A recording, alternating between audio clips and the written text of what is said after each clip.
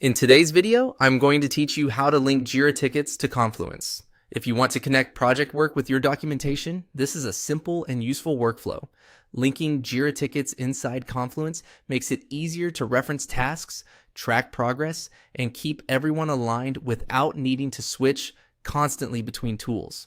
I'll walk you through the process clearly so you can follow along and do it yourself in just a moment. First, go to Confluence and open the page where you want the Jira ticket to appear.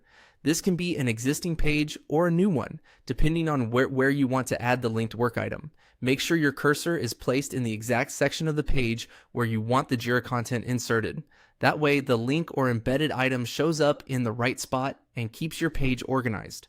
Once you're in the editor, enter a / and then type Jira. This opens Confluence's command menu and helps you quickly search for Jira-related content and tools.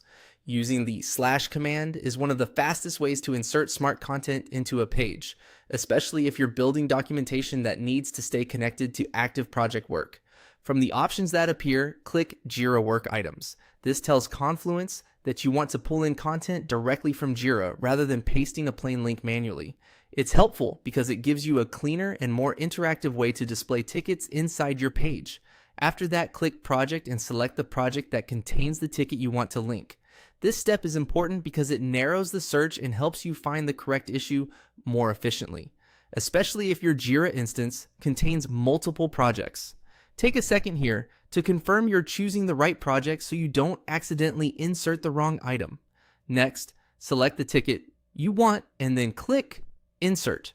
Once you do that, the Jira ticket will be added to your Confluence page.